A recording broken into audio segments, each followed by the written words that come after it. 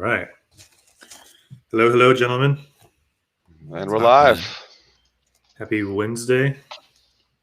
Happy Wednesday. Show 11 Can't on May believe 12th, so that works. halfway through May already. I know. Basically halfway through the year. Yeah. It's flying by, that's for sure. Hasn't been a shortage of moments to talk about here. Oh, man. Yeah, we've had plenty of news. Yeah, so I think today... Topic, go ahead, Brian. Why don't you kick us off and give us a little intro of our topic, and we'll just dive right in. Yep. So we are going to dive into the Colonial pipeline attack today.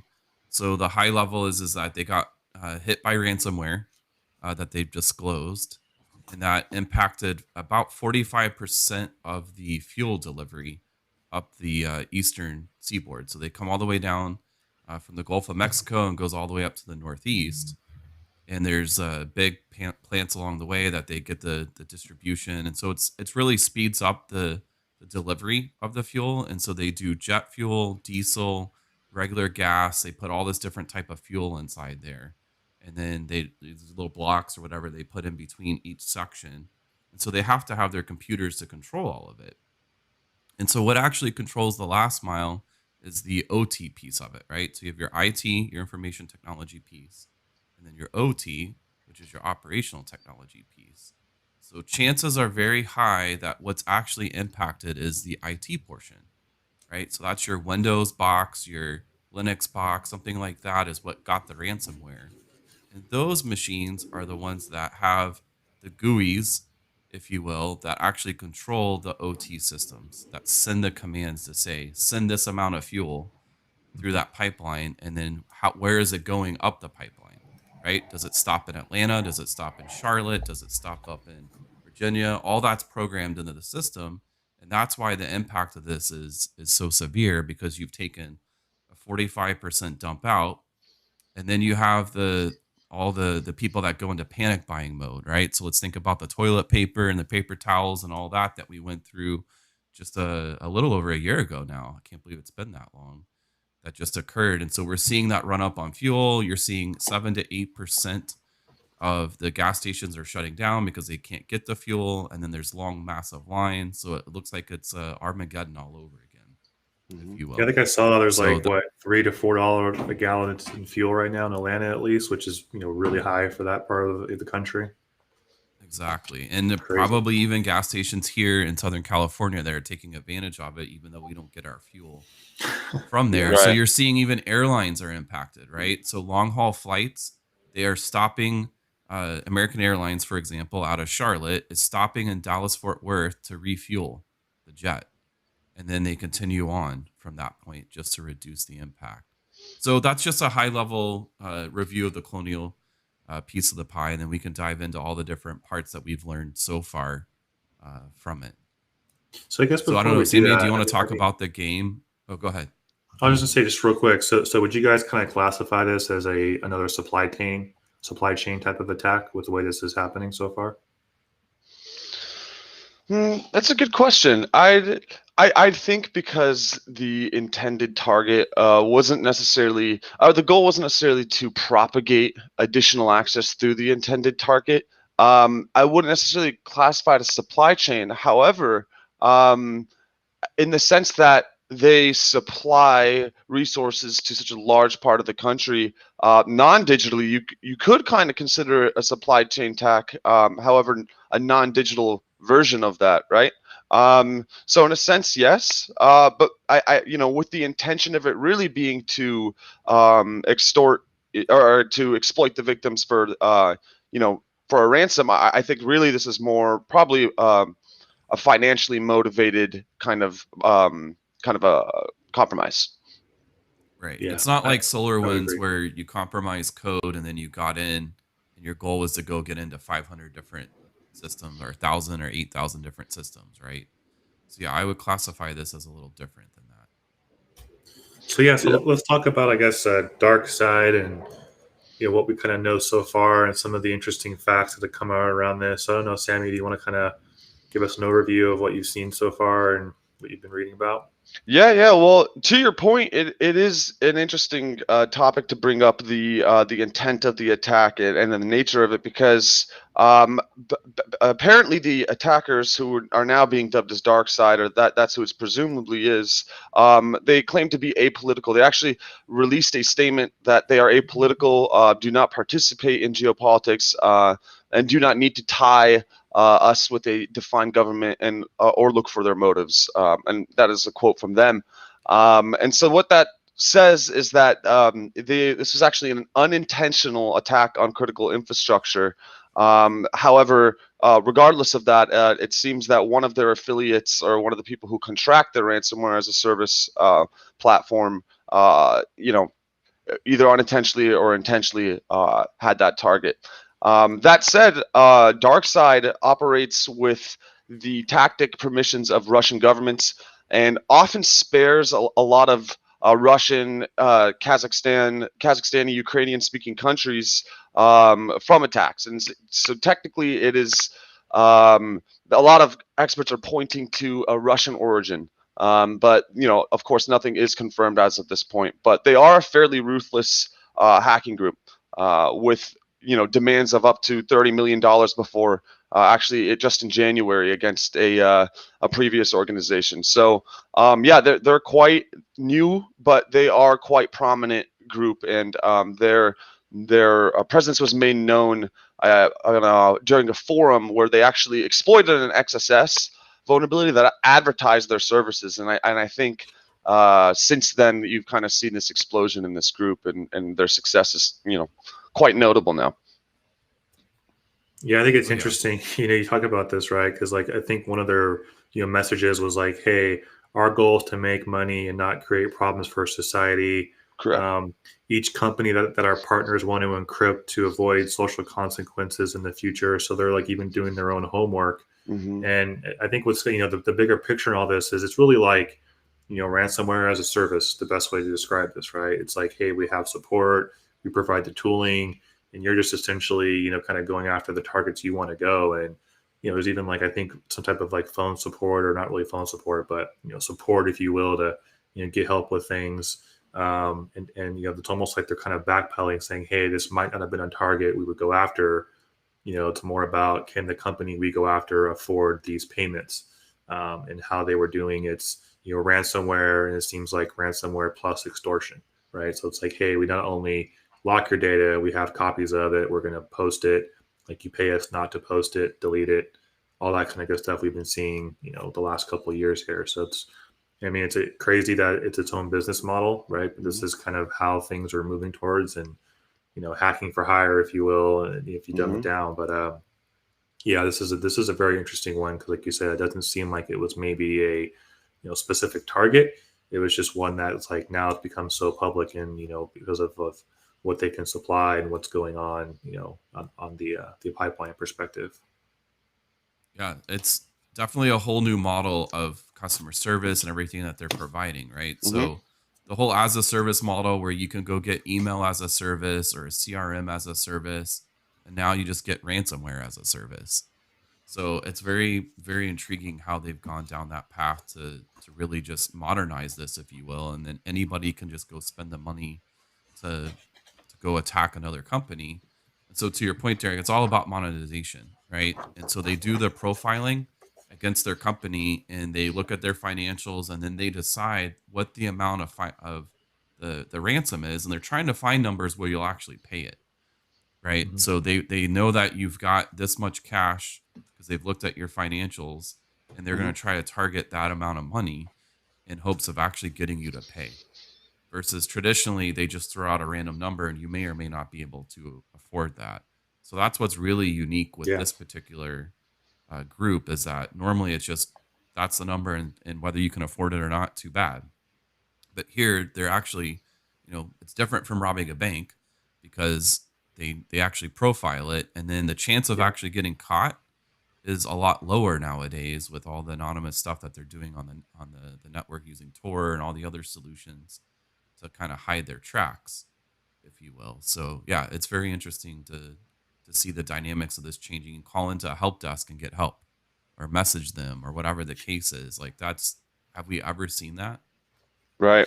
And, even the initial network access itself, although undetermined as of this point, so it's completely speculation, but could have very well been purchased using credentials found on underground forums. It could have been, they could have been using previously owned popular botnets. There's literally a market for the market itself, if you really think about it, right? And so it all kind of breeds more of the same.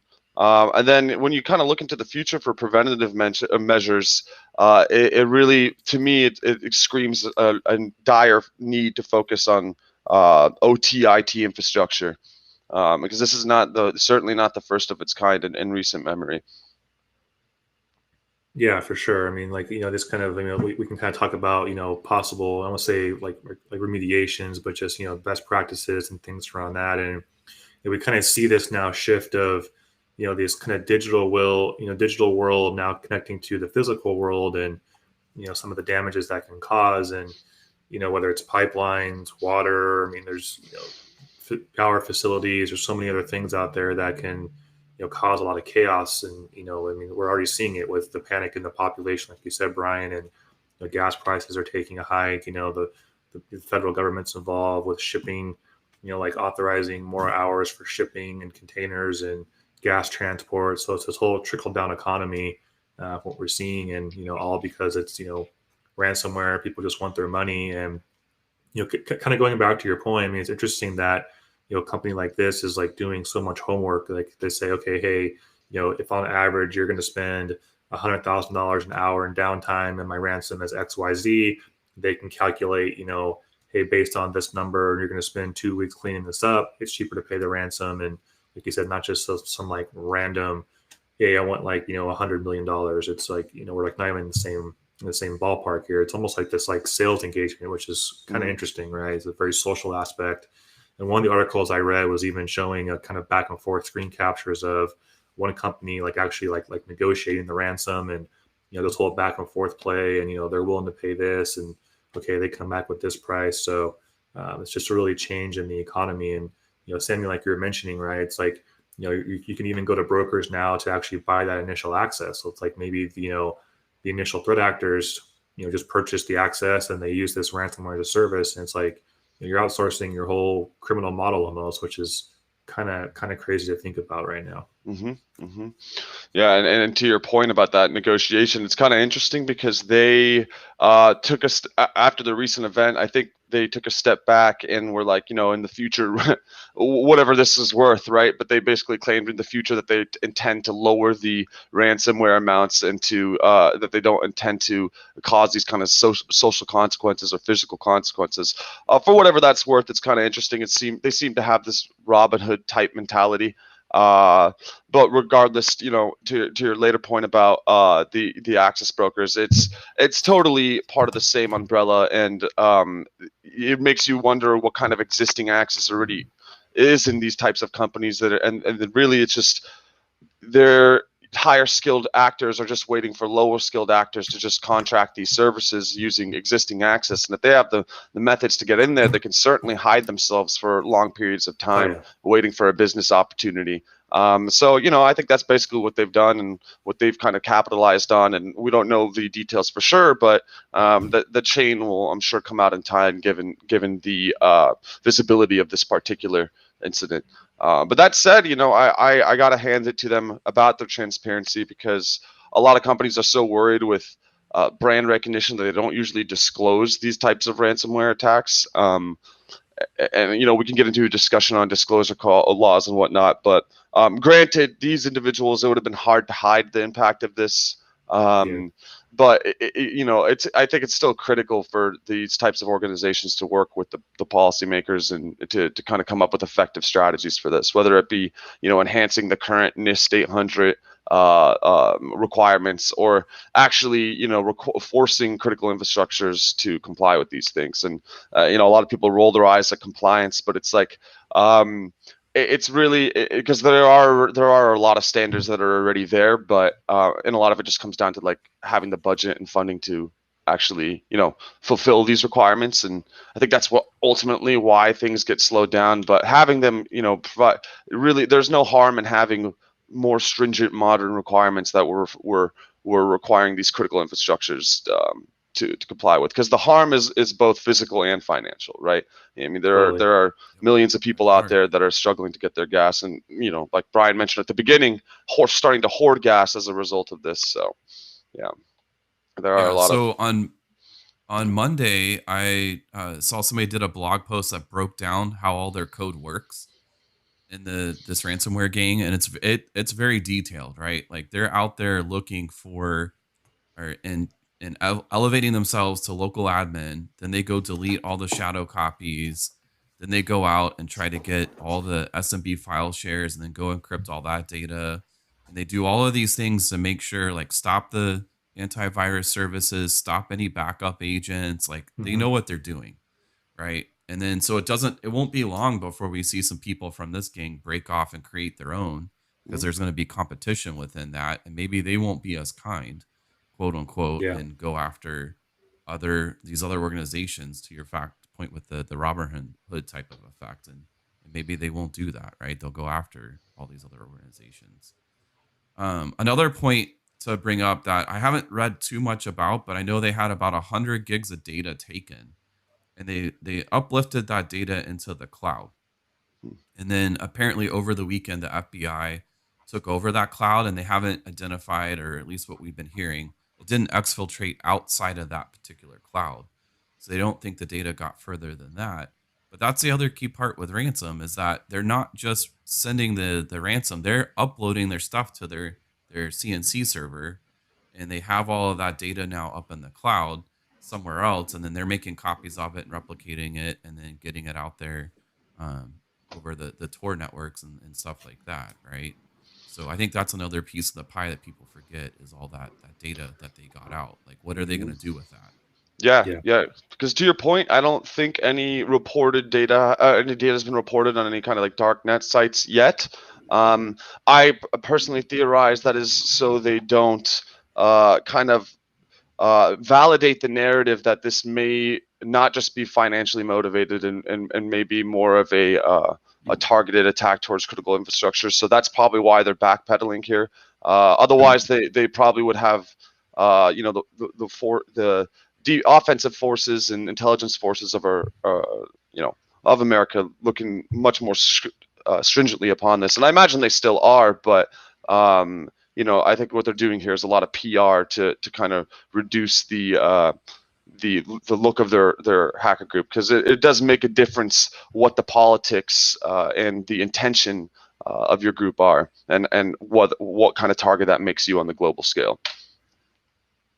Yeah, I think if you kind of look into some of the things like they've said about themselves, and and it's like, hey, they go after certain companies, but there's also industries that they exclude, right? Healthcare, funeral Mhm. services, education, public sector, and then nonprofits. So kind of coming back to that point, it's like, hey, they kind of do their homework on who can pay, say kind of apolitical and this and that, try to stay out of it. It's really just be extortion for hire in a lot of these games, but I think the other thing, I think Brian, you were mentioning this, is like, okay, if like one group goes away, right? It's kind of like, I don't know how to describe it, like a drug dealer on the street. You might get her one or two, Whack-a-mole. put them in jail, and like five more just kind of come up. It's kind of like you have to kind of go after the sources of these things. And I mean, obviously, it's easier said than done, but we're kind of just stating somewhat the obvious here. But these things happen so fast, and technology with hiding behind the screen, so to speak, it's so easy to do that it's like almost like forever whack-a-mole. And it comes back to your points about policy and governance and control, and getting law enforcement involved. And actually, Brian, I want to ask you a question, because you brought up a good point to me. I think a couple of days ago we were just talking, and like at one point you might have thought, hey, when or if do you bring in, say, like an FBI or a law enforcement? um, you know like your stance may have changed from maybe you shouldn't or you should wait, to maybe now bringing them in sooner. So can you maybe kind of talk about that a little bit? Yeah, so I definitely have changed my opinion on this, because originally the FBI would come in and kind of just take over, and they might walk out with all your servers and do all the investigation and all that type of stuff. But they've changed their philosophy a lot more, and they want to be cooperative. with the commercial environment, and so they will actually help you try to get your systems back up and running. And they want samples of that malware. They're trying to take down these gangs, and that's how they're going to end up doing it, is getting in and being more cooperative with the corporate environment. So I would definitely say, CISA, FBI, there's reporting things that you can go and file for all of that, and you should incorporate that into your incident response plan so that you're not having to make these decisions on the fly. It's right there in your plan that you've already printed out, so that if your machine got ransomware, that you're good to go from that perspective to be able to execute and move forward. So I definitely have changed my tune that involving the government to help get these things shut down it's just key moving forward, right? Because we've seen that the Treasury's issued that guidance. If you Yep. pay the Bitcoin, that you can get in trouble, right, for that type of stuff if it goes to an international crime ring and things like that. So yeah, definitely change that position. Yeah, and Yeah. not to mention a lot of these OT and IT industry operators are just not equipped or don't have the knowledge to handle these types of events, and that's evident by the initial compromise in the first place, right? These things are happening because of a lack of segmentation, because of a exposure of these devices to the internet, to non segmented or non-secure networks, and as a result, that's why these, it really comes down to a lack of maturity and a lack of expertise. And so, while I totally understand the other side of the aisle when it comes to grievances about involving government, but ultimately, without that collaborative effort, it just doesn't seem. I think these things are just going to continue to propagate, right? So building out a disaster recovery plan that's effective, tested, can make sure that when these things happen, you're back up in a reasonable amount of time, and then the impact is minimal, right? If you're actually applying proper controls. And then, hopefully in the future with the local government involvement, you just see these large-scale operations, the rate of them getting taken down, increases. And of course, it's not it's going to be impossible to eliminate the threat, right? Whack-a-mole. These organizations are made up of individuals. These individuals go Yeah. and create more organizations. So, but regardless, the shift from just OPSEC, intelligence, offensive security to a more defensive kind of approach is I think critical, and it's critical for governments or agencies like CISA to help push this with the critical infrastructure agencies. Yep. Yeah, I mean, it's So also kind of a double-edged sword too, right? I mean, obviously we have to have those controls and governance and things like that, but ultimately it comes down to the operator of the company in this regard to actually do the work, patch their systems, and actually kind of take that effort to remediate where they can. Because I've also read some things where it says, hey, maybe there's been some known vulnerabilities or public knowledge of some things for the last 10 plus years on some of these systems. So it's also that kind of double-edged sword of, Mhm. you can't just put your head in the sand and like make it somebody else's problem. It's like you have to do your kind of due diligence and those best practices, and we can probably share a few of those, like what we mentioned, segmentation and a few others. Just to actually do these things and not just leave them alone, so to speak. yeah, I Yeah. have a list here that we can go through to help reduce the likelihood of ransomware, and this list comes from CISA. Um, at the end of the day, and I agree with pretty much everything on this list for sure. So the first thing is MFA, right? So all accounts, including privileged accounts, Mhm. should have MFA on your network.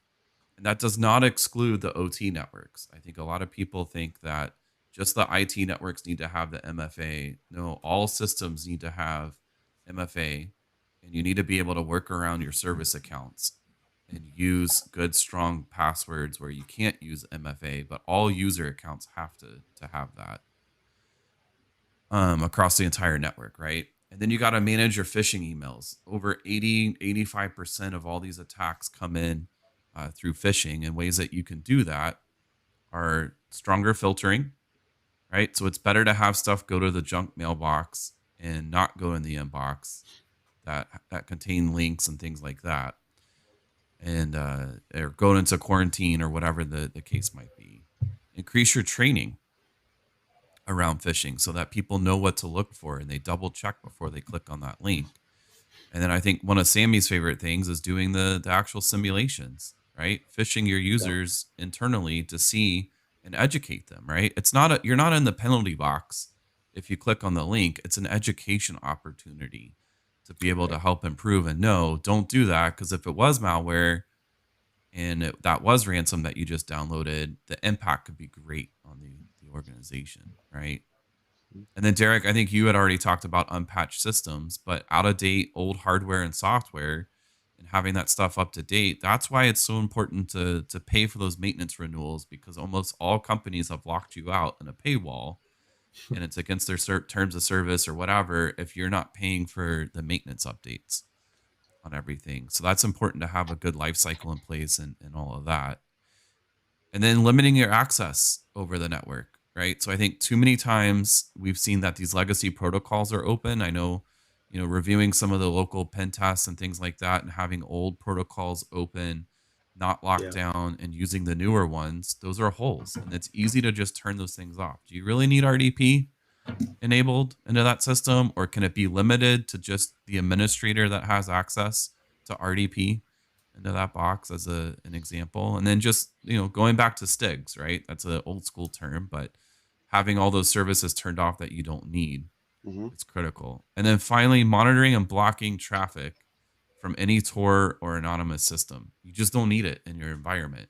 I can't think of a valid business reason to have that type of traffic even enabled on your network. And having those things turned off will stop a lot of the CNCs from even functioning because they're going to use those type of protocols often to communicate back out. So there's a Yeah. good solid list of ways to reduce your likelihood of ransomware. I don't know if you guys have anything to add. Yeah, I think what we can, just maybe one to add to that is I think, ultimately what we talk about a lot is really like having solid backup plans and strategies, offsite kind of immutable storage where if something does get out with a ransomware that your data, it's at least safe for a certain amount of time. And if it does get encrypted, there's a way to even just, delete that shadow copy or whatever and kind of roll back, so to speak. So we see a lot of traction around that. I guess what we can do is we can kind of put together a list and we'll share in some links below so people have a way to kind of look through this and get some ideas. But yeah, I mean, I think those are some good ones. And Sammy, I know you mentioned segmentation. That's a really key one that we see. It's that one's interesting to me because people talk about it, they want to do it, but then it's also like perceived as hard because it is kind of difficult sometimes because you have to really know your application and what's talking to where, and it kind of rolls back into kind of a whole zero trust architecture. But if you can get to that level where you have all these things in place, then like we're not saying it's going to protect everything, but it's going to greatly reduce your risk and your need for an outbreak and things like that. And one of the stats I wanted to kind of just share with everybody, it's I guess in the third quarter of 2020, the average ransomware was about $233,000, up about 31%, from the prior quarter of last year. So, these things are going up; they're happening more. We see them happening. I mean, on a weekly basis now. It seems like somewhat. So, there was about 2,400 U.S. based companies, facilities, and schools were victims of ransomware in 2020. So that's a pretty staggering number. And sadly, I think we're going to see it continue to go up, in my opinion. Yeah. Yeah, totally, and especially in those those kind of forgotten about industries that aren't getting as much media attention, right? But are just vulnerable to those types of attacks. Just exactly the industries you've mentioned: a lot of healthcare, a lot of education, a lot of a lot of what we've seen today in industrial industries. So to that point, the controls you guys mentioned are extremely important. Having that kind of real-time visibility that if something starts to impact your network ops in a certain area, you could quickly reach into the system, find out where else you could potentially be vulnerable, and then isolate those systems and get back online as quickly as possible. Having this in place and then having the communication chain in place for when these procedures happen or for when these incidents happen, so that they're communicated to the right individuals who then communicated to authorities and to PR. And this is incredibly important to expediting the recovery process of each one of these intrusions. So yeah, definitely a lot of key learning points from here, and I'm excited to see the technical details that get released as well, and how the compromise happened, and potentially what the impact is. Yeah, that's Yeah, a good I point, think on Sammy. on one last note, one of the screenshots I read or saw, it basically says that, hey, after you pay our ransom, we're happy to provide a full on pen test report of how we did it. So Wow. that might be the world's most expensive pen test, but there you go. They'll tell you how they did it. So I thought that was interesting. Hopefully it's thorough. Yeah, it must Yeah. be. But that's a good point, though, Sammy, because if you look at the lessons learned, then you can apply those to your organization to help prevent, right, from that likelihood. So I think that's another key point, because the attack factors are going to keep changing, Mm-hmm. right? As people get smarter with phishing and all that type of stuff, the vectors will continue to move to different directions for sure. Yeah. Yep, it's worth biting the bullet and making that investment into your program, because the cost of ransomware can be quite dramatic. So Yeah, and then kind of one last maybe kind of like ending note is, like in all this too is, your cybersecurity insurance and how this could affect that, and whether you say something, whether you don't, and the cost of a premium versus the cost of prevention. And that's a whole nother conversation that we could have around just the industry of cybersecurity insurance and where that's going, and the cost of it rising, so to speak, as well. So yeah. we'll leave that one for France the risk actually analysts. said that they're no longer going to pay ransoms, right? That it's a law or whatever that passed in France that you can no longer include in the policy paying the ransom. Interesting. All the cleanup and all of that will continue to be included in the policies, but that's a very interesting move as well, that to change the behaviors of people actually paying the ransoms. Yeah. Does it de-incentivize the hacker groups, right? If they know they can't target, companies in France, then maybe it reduces their attack surface, or maybe it just opens them up to even more malicious attackers. Who knows? Yeah, you go after the insurance company now. Who knows, right? Right. Definitely. Never Well, ends. make sure you hit that subscribe and like button down below, over the side or up or wherever it might be. And look forward to seeing you guys the next time.